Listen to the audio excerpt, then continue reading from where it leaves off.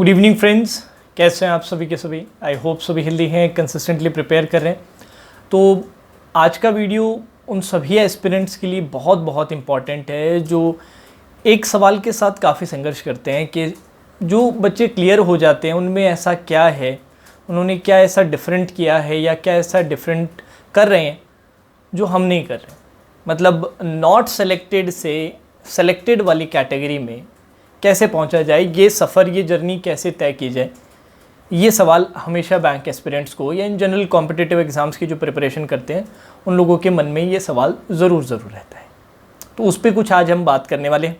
तो जितने भी नए स्टूडेंट्स हैं जो चैनल पे नए हैं उन सभी से रिक्वेस्ट है चैनल को सब्सक्राइब करके रखें। अगर वीडियो पसंद आए तो वीडियो को लाइक कीजिएगा, ज़्यादा से ज़्यादा शेयर कीजिएगा जिससे चैनल के बारे में बच्चों को पता चले, और नोटिफिकेशन बेल ज़रूर प्रेस करके रखिएगा जिससे कोई भी नया वीडियो मैं आप लोगों के लिए लेकर आता हूँ या कोई नई क्लास रहती है या सेशन रहता है उसके बारे में जल्द से जल्द आप लोगों को पता चल सके। तो चलिए आ जाते हैं आज के वीडियो पे। तो सवाल हमारा है कि सर नॉट सेलेक्टेड से सेलेक्टेड तक की जर्नी कैसे तय की जाए, ये सफ़र कैसे तय किया जाए। तो सबसे पहला और सबसे इम्पॉर्टेंट जो डिफरेंस रहता है नॉट सेलेक्टेड और सेलेक्टेड के बीच में वो रहता है एक प्रॉपर प्लानिंग का।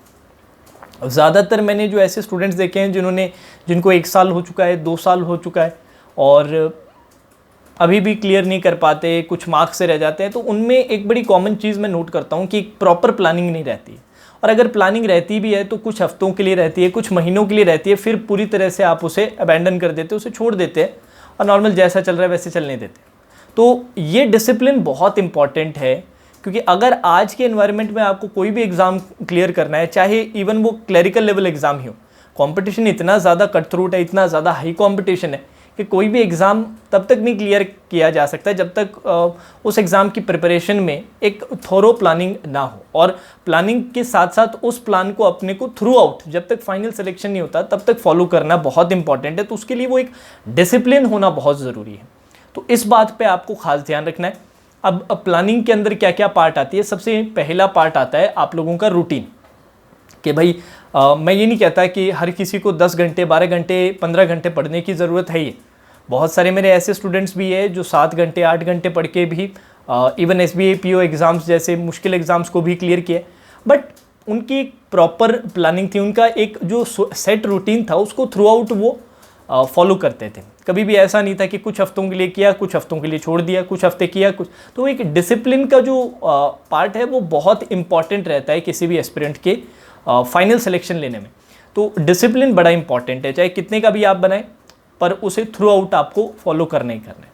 अब प्लानिंग में रूटीन के बाद नेक्स्ट चीज़ आती है आपकी प्रिपरेशन कि सर तैयारी कैसे की जाए। तो उसके लिए आपके जो स्टैंडर्ड जो भी आप एग्ज़ाम्स के लिए टारगेट कर रहे हो उनका सिलेबस का पता होना, उनके एग्ज़ाम पैटर्न का पता होना, देन उनके बेसिक्स क्लियर करना, देन उसका सर्टेन बेसिक लेवल पे प्रैक्टिस करना, मतलब प्री लेवल, देन मेंस की प्रिपरेशन करना और साथ ही साथ मॉक्स निकालना। ये मैं एक जनरल चीज़ बता रहा हूँ क्योंकि आज का जो वीडियो है वो स्पेसिफिकली उस पर नहीं है तो उसमें ज़्यादा डीप डाइव इन मैं नहीं करूँगा, बट ये प्रिपरेशन का पार्ट आपका रहता है। तो रूटीन जब भी आप बनाए ना, उठते ही आपका हमेशा ये होना चाहिए कि यार मैंने अपने डेली टारगेट्स पहले उठते ही सबसे पहले लिख ली।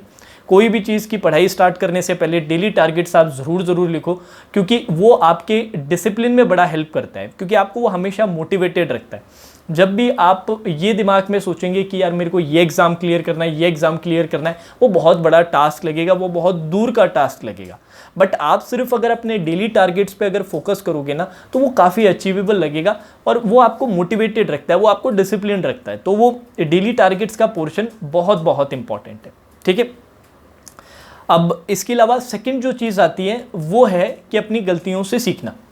अब नॉट सेलेक्टेड और सेलेक्टेड कैंडिडेट्स में ये बहुत बड़ा डिफरेंस रहता है कि जो बच्चे क्लियर करते हैं ना वो अपनी गलतियों को ज़रूर पहचानने की हमेशा उनकी कोशिश रहती है कि यार हमारा जो लेवल है ना उससे बेटर हम करें। हमेशा कोशिश रहती है कि ग्रोथ बहुत इंपॉर्टेंट है। वो कभी भी खुद को सीमित नहीं करते, अपने को एक लेवल पे बांध के नहीं रखते। हमेशा कोशिश करते हैं कि थोड़ा चाहिए एक सर्टेन लेवल के बाद इंप्रूवमेंट चाहिए ग्रेजुअली हो, पर वो ग्रेजुअल इंप्रूवमेंट के लिए भी मेहनत करने के लिए हमेशा रेडी रहते हैं, हमेशा तत्पर रहते हैं कि यार मुझे करना ही करना है। तो उसके लिए बहुत इंपॉर्टेंट है कि हम हमारे मिस्टेक्स को आइडेंटिफाई करें।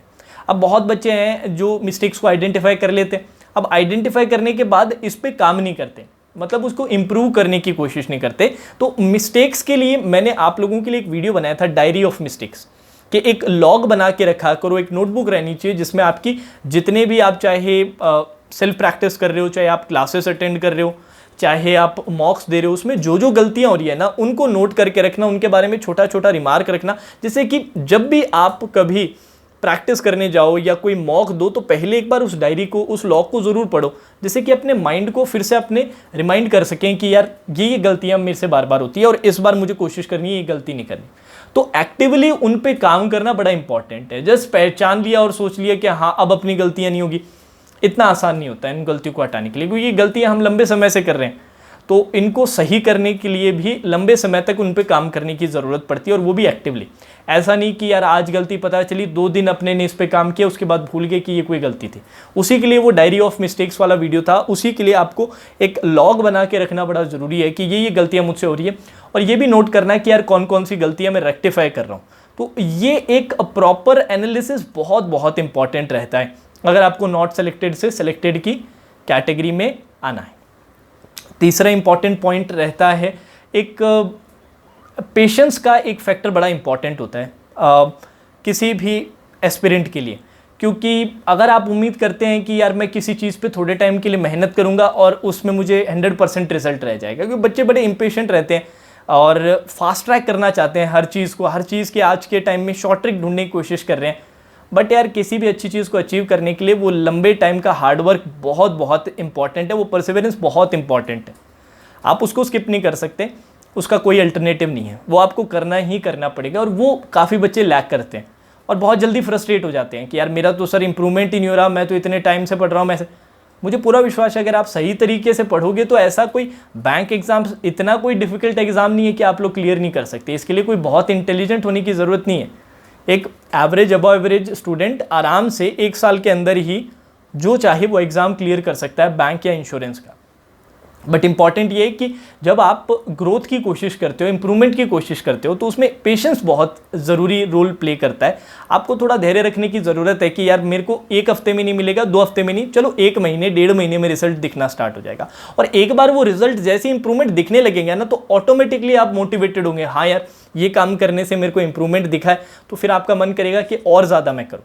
बट उतना जो सफ़र तय करने के लिए वो पेशेंस बहुत इंपॉर्टेंट रहता है, जो नॉट सेलेक्टेड कैंडिडेट्स के अंदर भर भर के रहता है इम्पेशेंस, और सेलेक्टेड के अंदर वो पेशेंस बहुत सारा रहता है, इसलिए वो इंप्रूव भी करते हैं, ग्रो भी करते हैं और फाइनली सेलेक्ट भी होते हैं। तो ये 3 कुछ जनरल पॉइंट्स हैं जिन पे मैं आप सभी को रिमाइंड करवाना चाहूँगा। आई एम श्योर कि इसमें से काफ़ी चीज़ें आपको ऑलरेडी पता थी, बट क्योंकि अभी हमारे आसपास कोई इमीडिएट में कोई बड़ा एग्ज़ाम है नहीं, हमारे पास समय है कि हम अपनी प्रिपरेशन को पूरा तरीके से चेंज कर सकते हैं। अभी चाहे आपकी तैयारी बहुत ख़राब चल रही है या अभी आपने प्रिपरेशन, अभी भी आपके पास इतना समय कि आप पूरी तरीके से नॉट सेलेक्टेड से सेलेक्टेड कैटेगरी में आ सकते हैं, बट अभी से उसके लिए काम करना पड़ेगा। तब नहीं जब नोटिफिकेशन आ जाएंगे, क्योंकि एक बार जब नोटिफिकेशन आना स्टार्ट होंगे ना तो हर महीने आपको नोटिफिकेशन दिखेंगे और हर महीने आपको एग्जाम्स मिलेंगे, और उस टाइम फिर वो समय नहीं रहेगा कि आप ये सारी रिक्वायर्ड चेंजेस कर सको। तो अभी से अपने को मेहनत करनी है, अभी से कोशिश करनी है कि हम उस नॉट सेलेक्टेड वाली कैटेगरी से सेलेक्टेड कैटेगरी में आ सके। तो इन सजेशंस पे थोड़ा सा काम कीजिएगा। जाने से पहले एक छोटा सा सजेशन मेरी तरफ से, ऑलिव बोर्ड आप लोगों के लिए एक फ्री मॉक ऑर्गेनाइज कर रहा है targeting the upcoming prelims exam. All India test है, काफ़ी बच्चे एग्जाम देंगे, आपके सभी कॉम्पिटिशन एग्जाम देने वाले हैं उसमें, तो वो टेस्ट ज़रूर अटेम्प्ट कीजिएगा। एक तो फ्री ऑफ कॉस्ट है, और आज सैटरडे कल संडे है तो आपके पास थोड़ा फ्री टाइम भी रहेगा, और कल संडे को शाम को 7 बजे तक वो टेस्ट लाइव रहेगा।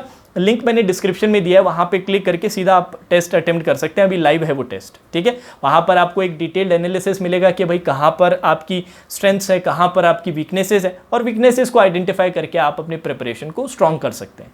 तो ज़रूर वो टेस्ट दीजिएगा, बिल्कुल फ्री ऑफ कॉस्ट है, और link is in the description. Now that's all for today session, take care.